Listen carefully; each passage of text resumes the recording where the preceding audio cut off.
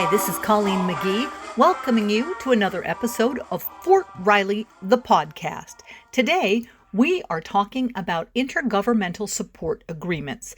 At a ceremony on August 30th, officials from Unified School District 475 and Fort Riley signed an intergovernmental support agreement for the design and build phases of on-post facilities. These facilities are not limited to just school buildings, and the agreement will have a positive benefit on the budgets of Fort Riley and USD 475. Intergovernmental support agreements were put into place by the Department of Defense in an effort to build collaboration between military installations and their communities.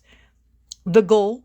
Streamline acquisitions, cement partnerships, and build long-term savings for taxpayers on both the local, state, and federal level.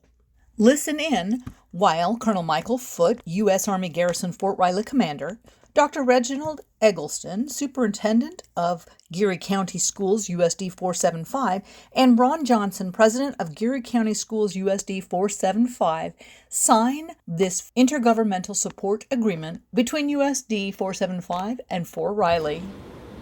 I'd like to thank everybody for coming today. Welcome to beautiful Fort Riley. We've got lots of friends and community partners that are in here.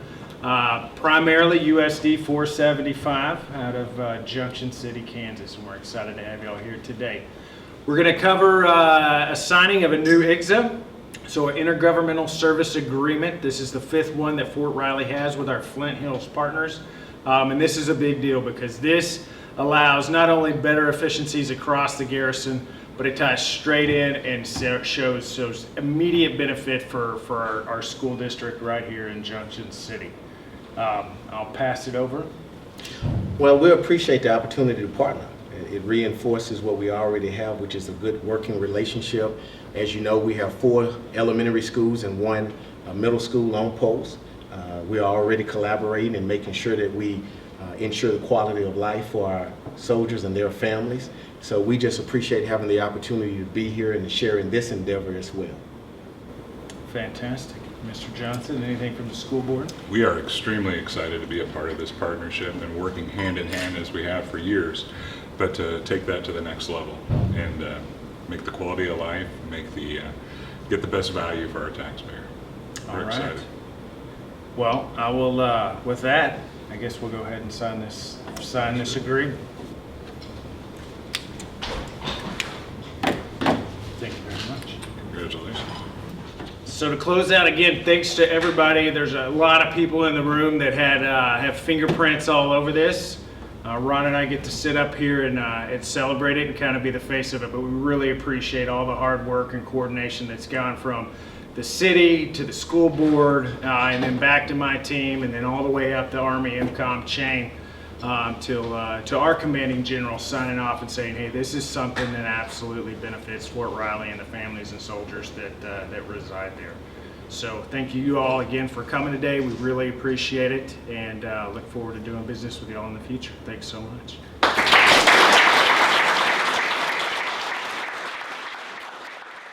Fort Riley now has 5 intergovernmental support agreements with community partners, 2 of which have been with USD 475. The most recent one is expected to yield the most savings over its lifespan. Intergovernmental support agreements are allowed to last as long as 10 years. This maximizes the ability for long-term relationships and long-term savings. Currently, across the Army, there are about 100 agreements in effect. Thank you for listening to another episode of Fort Riley, the podcast.